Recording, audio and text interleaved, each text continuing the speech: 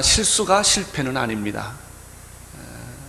실수를 잘 받아들이면 대가는 치르고 고통은 겪지만 이 실수를 잘 받아들이면 축복이 됩니다. 실수를 저지르고도 아무런 형벌이나 고통의 대가를 치르지 않는다면 우리는 계속해서 반복된 실수를 또 저지를 것입니다. 이런 의미에서 형벌이나 고통의 대가는 다시 실수하지 않도록 막아주는 하나님의 방법일 수가 있습니다. 작은 실수는 큰 실수를 막아주는 것이고, 한 번의 실수는 성공의 디딤돌을 되게 해주는 것입니다. 그러나 우리가 오늘 창세기 27장, 28장에서 배우는 교훈은 실수를 하면, 죄를 지으면 대가를 치른다는 것입니다. 고통스러운 대가를 치르게 됩니다. 에서는 고통스러운 대가를 받습니다. 에서의 실수는 무엇입니까? 에서의 잘못은 무엇입니까? 그가 장자권을 소홀히 여겼다는 것입니다. 단팥죽 한 그릇을 팔아버렸습니다. 입에 들어온 떡을 뺏긴 거예요. 예수님께서 진주를 돼지에게 던지지 말라고 그러셨습니다. 여러분, 축복이 있어도 축복의 가치를 모르면 축복을 잃어버립니다. 축복이 주어져도 축복을 소유할 수 있는, 그걸 간직할 수 있는 능력이 없다면 그 축복은 잃어버리는 것입니다. 바로 그 사람이 에서였습니다. 에서는 무한한 가능성이 있었던 사람인데, 그는 영적인 것보다는 물질적인 것, 세상적인 것, 사냥하고 놀러 다니고 이런 데 관심이 많았어요. 그래서 결국은 장자권을 잃어버렸고, 장자권을 잃어버린 것은 축복권을 잃어버린 것입니다. 둘 다 잃어버렸습니다. 그는 대가를 톡톡히 치르게 되었습니다. 39절, 40절, 27장 39절, 40절에 보면은 에서가 치르는 대가는 어떤 것이었을까? 함께 읽겠습니다. 시작. 그 아비 이삭이 그에게 대답하여 가라되 너희 주소는 땅의 기름짐에서 뜨고 내리는 하늘에서 뜬 것이며 너는 칼을 믿고 생활하겠고 내 아우를 섬길 것이며 내가 매임을 벗을 때에는 그 멍에를 내 목에서 떨쳐버리리라.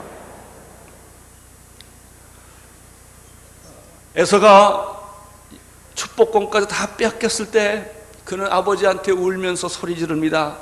아버지, 나에게 줄 축복이 하나도 없다는 말입니까? 그때 이삭이 이렇게 예언합니다. 너는 39절에 보면 너는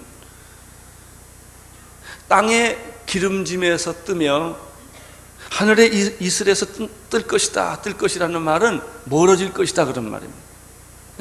너는 기름진 땅하고는 상관이 없고 하늘의 이슬의 축복하고도 상관이 없게 된다. 다시 말하면 너는 앞으로 불모지에서 살게 될 것이다.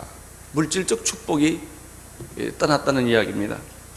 40절에 보면은 너는 칼을 믿고 살게 될 것이다. 칼을 믿고 산다는 것은 전쟁을 하게 될 것이다. 항상 전쟁 중에 있게 될 것이다. 너는 동생을 섬기게 될 것이다. 내 아우를 섬기게 될 것이다. 큰 자가 작은 자를 섬기게 될 것이고 동생에게 메인바되는 삶을 살게 될 것이다. 너무나 가혹한 대가입니다. 그러면 야곱은 어떤 대가를 치릅니까? 야곱도 실수를 하고 야곱도 죄를 짓습니다. 야곱은 에서와 달리 축복의 소중함을 깨닫고 단팥죽 한 그릇을 가지고도 장자권을 샀고 거짓말하고 사기를 쳐서라도 형의 축복권을 뺏어온 사람이에요. 이 야곱에게 잘한 것이 하나 있다면 그는 영적인 소중함을 알았던 사람이에요. 그러나 야곱의 실수는 무엇입니까?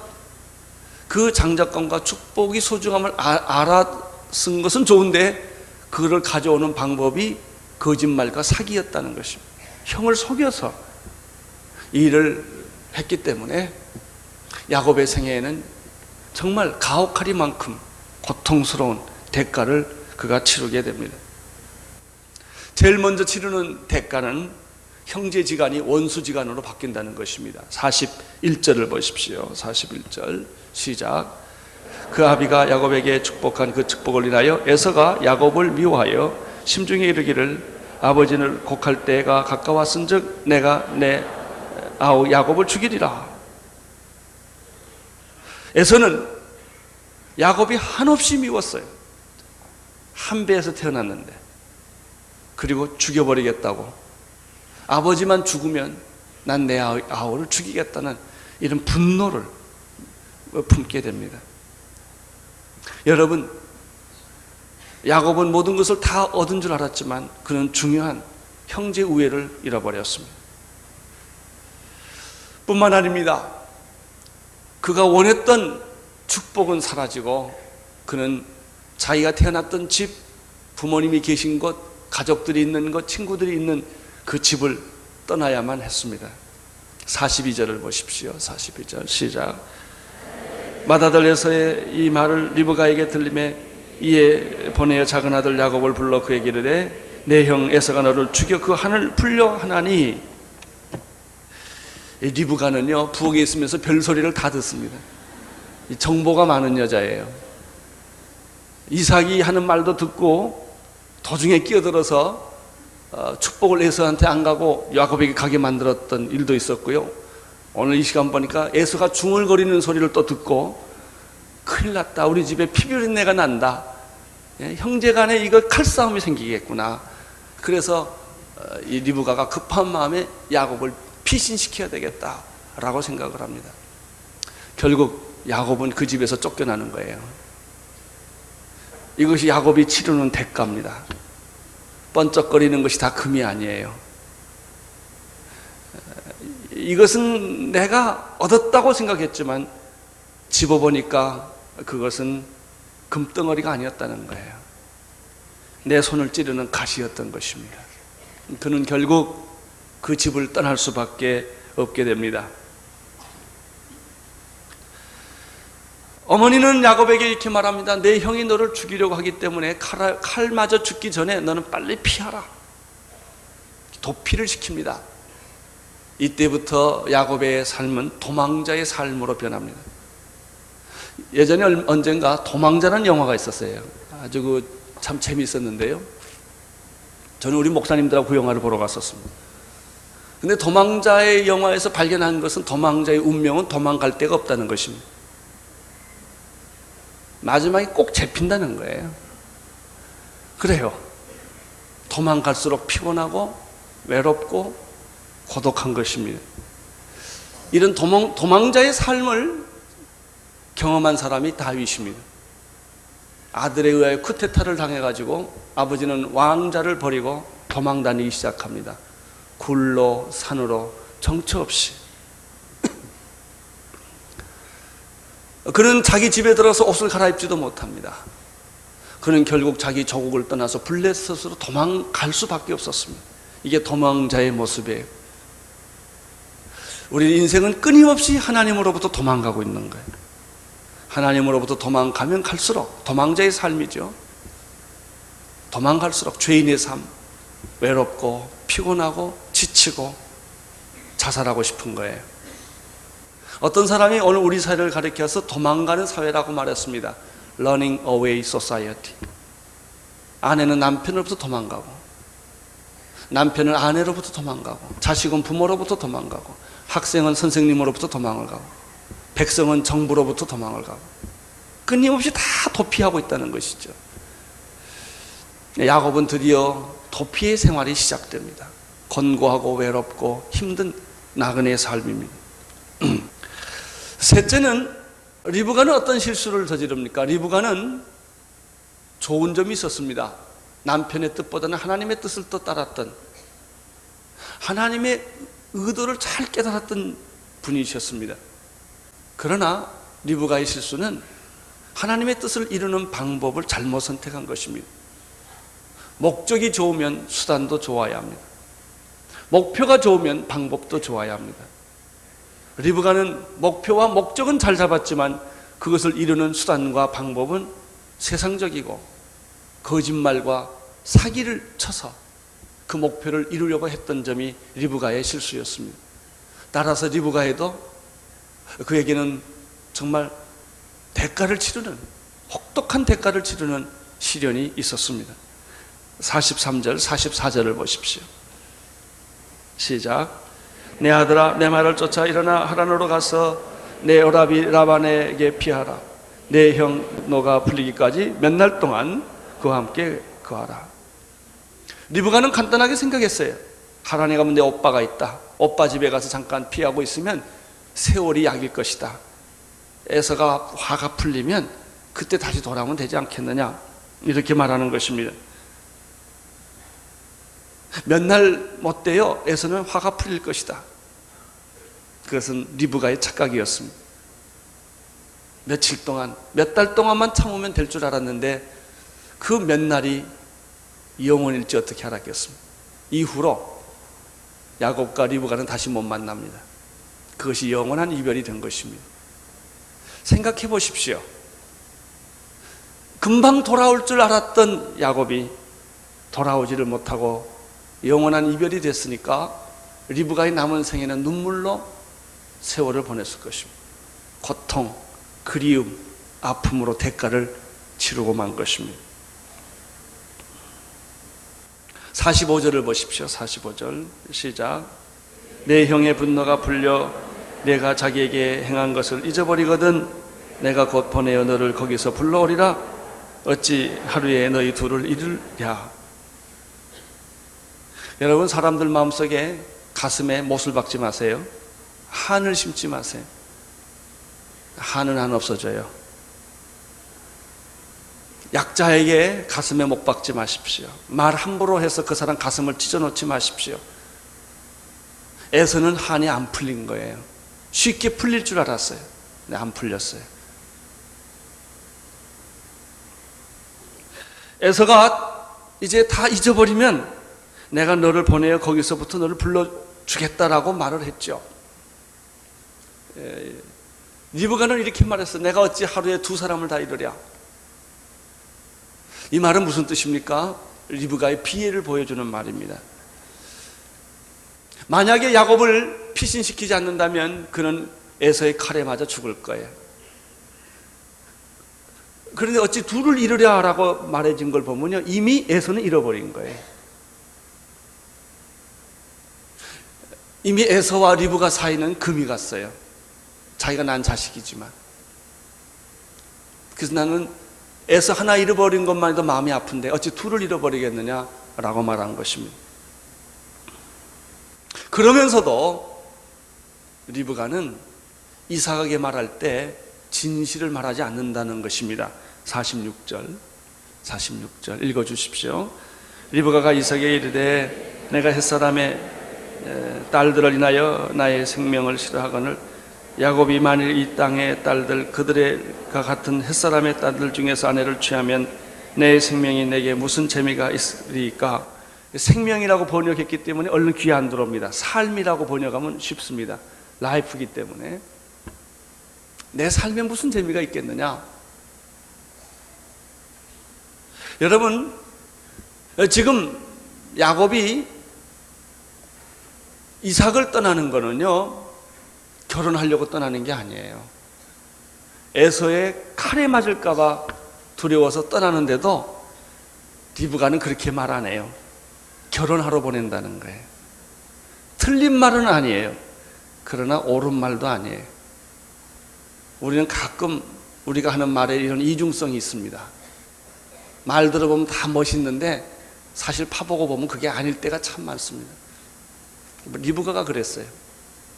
그러면서 떠나는 그 아들, 집을 내보내야 되는 아들, 생각해 보세요. 이것은 웬 생벼락입니까? 잘 살던 집에 지금 가정이 풍지박산이 된 거예요. 이게 이삭의 집이. 형과 동생은 원수지간이 되고 동생은 야곱은 그 집을 떠나야만 되는. 그래서 아버지의 마음도 아팠고 어머니의 마음도 아팠고 그렇게 된 거예요. 이 사람이 누구 집이냐면요, 믿음의 조상 이삭의 집안입니다. 이것이 믿음의 현실이에요. 믿음의 현실이에요. 우리는 가끔 예수를 잘 믿는 사람들에게서도 이런 믿음의 현실을 목격합니다. 리브가가 자기 남편에게 말합니다. 지금 이 자식이 떠나는데 당신이 남편으로서, 아버지로서 떠나는 야곱에게 한마디 해주라는 거예요. 한마디 해주시고 축복해달라는 거예요. 그 부탁이 지금 46절에 있는 것이죠. 46절에 보면 리브가가 이렇게 말합니다. 내가 햇사람 며느리 때문에 얼마나 마음이 상한 줄 아십니까? 이게 누구 얘기냐면 에서 얘기예요. 에서는 햇사람 며느리를 얻었거든요. 따라서 야곱에게 이런 말을 꼭 좀 해주십시오. 내가 멀리 타국에 갈 때는 햇사람하고 결혼하지 마라. 가나안 여자하고 결혼하지 마라. 하나님 모르는 여자하고 결혼하지 마라 하는 것입니다. 여러분, 결혼은 이렇게 중요한 것입니다. 이방 여자하고 결혼하지 마라. 하나님 모르는 남자하고 결혼하지 마라. 하나님 모르는 여자하고 결혼하지 말라는 얘기예요. 결혼은 함부로 하지 말아라. 눈 맞아서 결혼하지 말아라. 좋다고 결혼하는 거 아니다. 결혼은 축복의 산실이다 이거예요. 쉽게 결혼하고 쉽게 이혼하지 말아라 이런 얘기예요.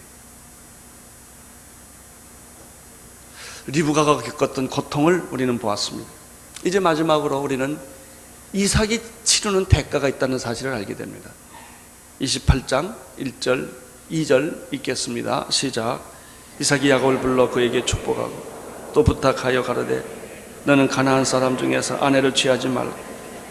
일어나 밧단 아람으로 가서 너희 외조부 부두엘의 집에 이르러 거기서 너희 외삼촌 라반의 딸 중에서 아내를 취하라. 에서의 실수, 야곱의 실수, 리브가의 실수, 그리고 이삭의 실수인데 이 네 사람의 실수 중에서 가장 결정적인 실수를 한 사람은 이삭입니다. 이삭은 어떤 실수를 했습니까? 하나님의 뜻을 알면서도 이것을 인간적인 방법으로 뒤바꾸려고 했다가 이런 낭패를 본 거예요. 왜 이삭의 실수가 큰지 아세요? 그 사람이 가장이니까 그렇습니다. 집안에 아내도 있고 남편도 있고 부모도 있고 자식도 있는데요, 가장 결정적인 책임은 남자가 있습니다. 남자예요. 남자가 제자리를 못 지키면 가정은 다 방황하게 되어 있습니다. 이삭이 하나님의 뜻에 순종했더라면 리브가가 거짓말 안 해도 됐어요. 리브가가 거짓말을 안 했으면 야곱이 실수를 안 해도 됐고 에서가 그렇게 안 가도 됐던 거예요. 문제는 가정의 영적인 제사장인 이삭이 제 역할을 안 한 거예요. 하나님의 뜻을 거역하고 인간적인 선택, 인간적인 방법으로 하나님의 뜻을 좀 뒤바꿔 보려는 이런 실수를, 이런 의도를 하다가 집안이 이렇게 풍지박산이 난 거예요. 자식은 떠나가고 형제지간에는 원수지간이 되고 다시는 못 보는 상황이 되고, 이 얼마나 엄청난 일입니까? 우리는 여기서 아버지가 중요하다는 사실을 깨닫습니다. 아버지. 가정에서 제일 중요한 사람은 아버지입니다. 아버지는 하나님이 우리를 보호했듯이 가정의 보호자요, 안내자요, 위로자가 되어야 합니다. 그런데 대부분의 많은 아버지들은 그렇게 안 합니다. 소리나 지르고 자기 멋대로 사는 거예요. 여러분, 자기 자식을 축복해 줄 만큼 떳떳한 아버지가 몇 명이나 있어요. 자기 자식에게 모델이 될 만한 아버지가 성실하게 살고 책임있게 살고 가정을 지키고 이런 아버지가 몇 명이나 돼요. 그래서 모든 자녀는 상처받고 방황한 거예요. 아버지가 제대로 서 있으면요, 아내가 절대 방황 안 합니다. 아내의 방황은 남자가 제자리에 안 서 있기 때문이에요. 자녀가 방황하는 것은 아버지가 제자리에 서 있지 않기 때문에. 저는 요즘 우리 교회에서 하는 프로그램 중에서 아버지 학교를 참 제가 축복하고 격려하는데 너무 열매가 많아요. 그 프로그램의 10%는요 예수 안 믿는 사람도 온다는 거예요. 제가 그 프로그램에서 하는 말이 있어요. 바쁜 아버지는 나쁜 아버지다.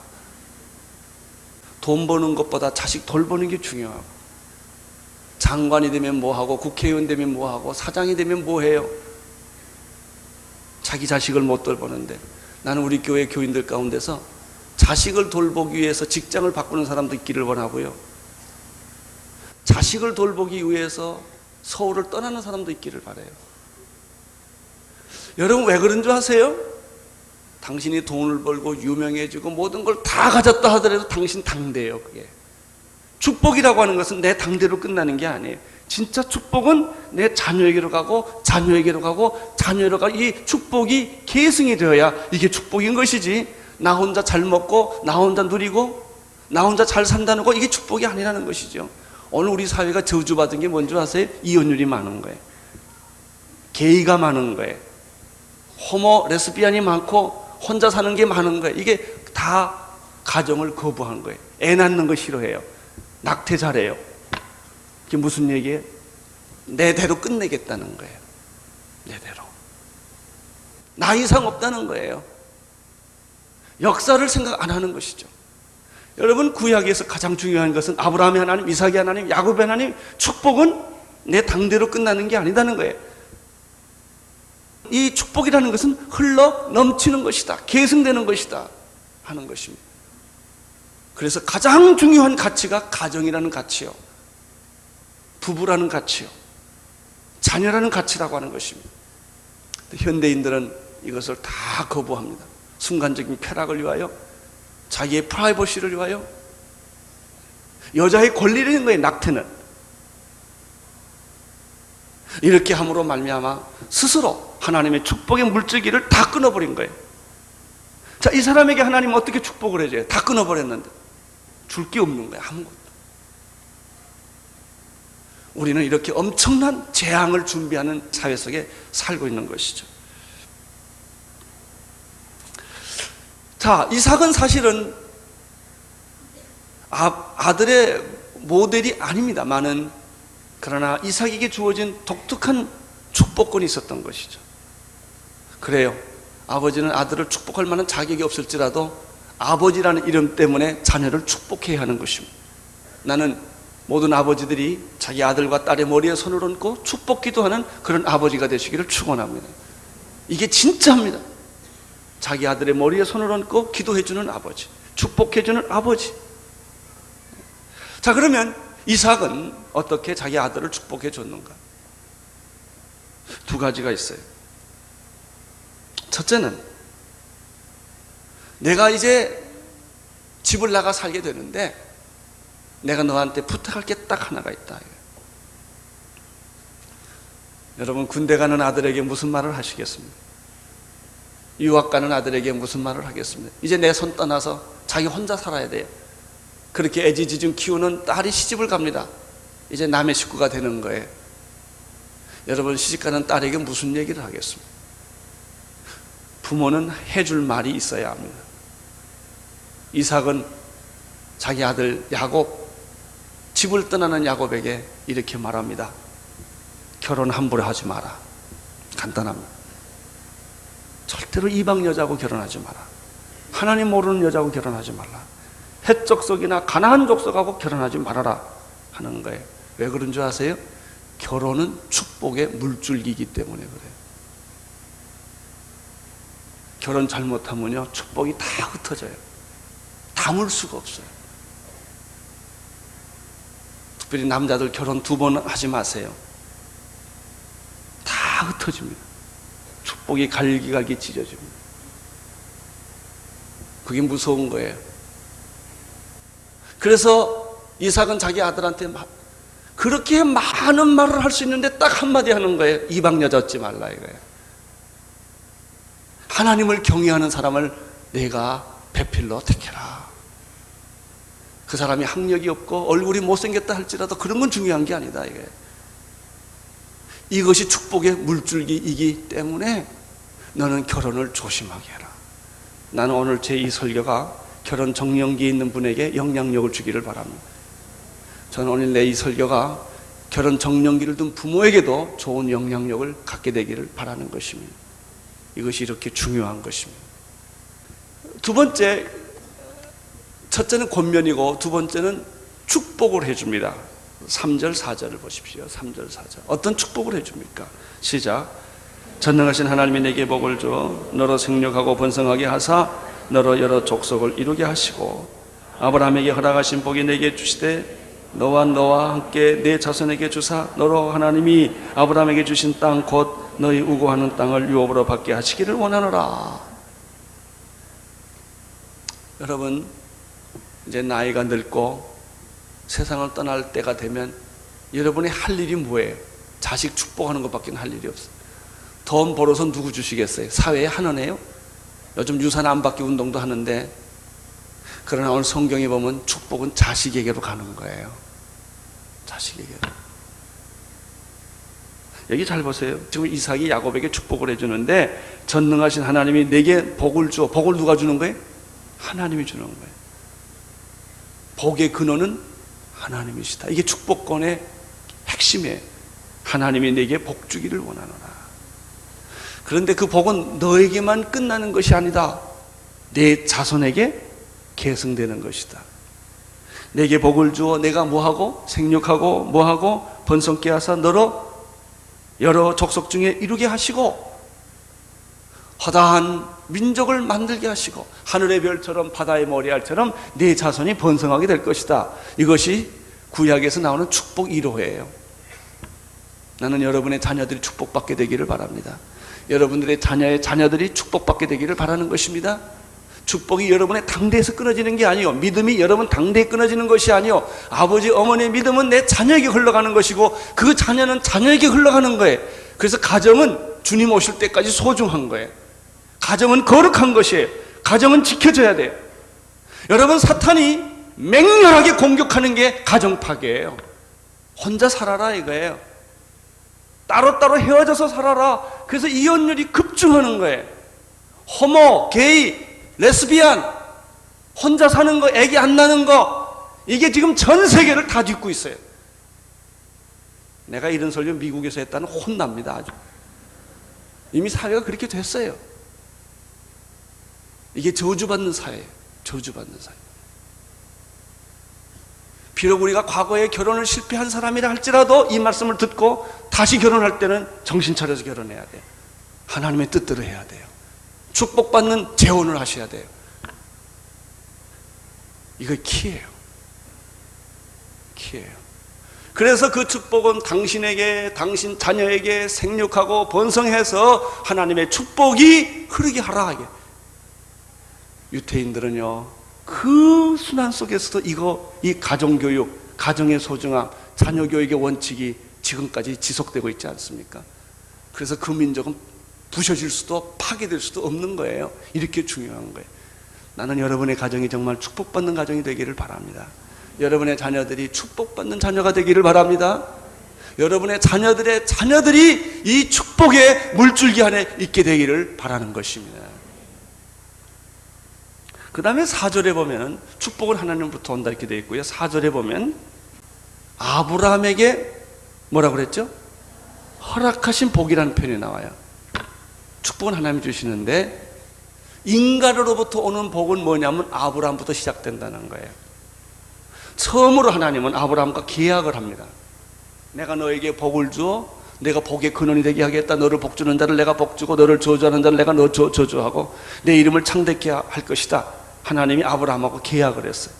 이 복은 너와 내 자녀들에게 계속될 것이다. 그래서 아브라함의 복은 이삭에게로 갔고 이삭의 복은 야곱으로 갔고 야곱의 복은 계속 흘러넘쳐서 아브라함과 다윗의 자손 예수 그리스도의 세계라 이렇게 되어 있어요. 할렐루야. 네. 아브라함에게 허락하신 복을 내게 주시고, 잘 보세요. 너와 함께 있는 누구에게? 이게 내 자손에게 이 복이 흘러넘치는 것이고, 너희 하나님이 아브라함에게 주신 땅 곧 너의 우고하는 땅을 유업으로 받게 하시기를 축원한다 그랬어요. 그러니까 야곱은 갔다 다시 돌아와야 돼. 그 땅으로 와야 되니까. 여러분, 이것이 신약으로 들어오면 예수 그리스도 안에 있는 모든 자들을 의미합니다. 그러나 이삭은 자녀 때문에 그는 고통을 겪습니다. 야곱은 자기 집을 떠나는 고통을 이삭은 겪어야 했고, 형 에서는 잘못한 결혼 때문에 고통을 겪어야 했습니다. 6절, 7절, 8절을 보십시오. 시작. 에서가 본즉 이삭이 야곱에게 축복하고 그를 받담 아람으로 보내어 거기서 아내를 취하게 하였고 또 그에게 축복하고 명하기를 너는 가나안 사람이 딸을 중에서 아내를 취하지 말라 하였고 또 야곱이 부모의 명을 쫓아 받담 아람으로 갔으며 에서가 또 본즉 가나안 사람이 딸들이 그 아비 이삭을 기쁘게 못하는지라. 잘못되는 자녀를 보는 아버지의 그 아픔은 이루 말할 수가 없어요. 이것이 이삭이 치르는 대가였습니다. 결국 에서는 아무 축복을 받지 못했어요. 너무너무 상처를 받고 자기 동생 야곱을 죽이려고 했어요. 그런데 가만 야곱이 떠나는 걸 이렇게 옆에서 보니까 아버지 이삭이 야곱에게 축복을 해주는데 가나안의 딸들하고 결혼하지 말라는 얘기를 해요. 두 번째, 야곱은 그 말을 받아들이고 순종을 해요. 그리고 세 번째, 에서가 또 생각합니다. 자기 부인은 헷사람 여자인데, 이방 여자인데 자기 부모를 기쁘지 않게 했다는 사실을 발견한 거예요. 늦게 철난 거예요. 그래서 에서도 자기가 근본적으로 잘못됐다는 걸 알고 회복하고 싶어서 결혼을 또 합니다.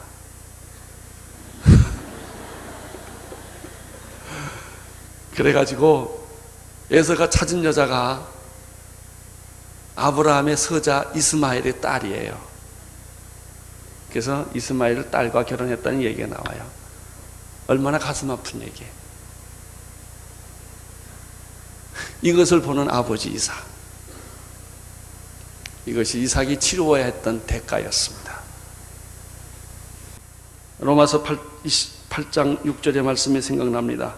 육신의 생각은 사망이요 영의 생각은 생명과 평안이니라.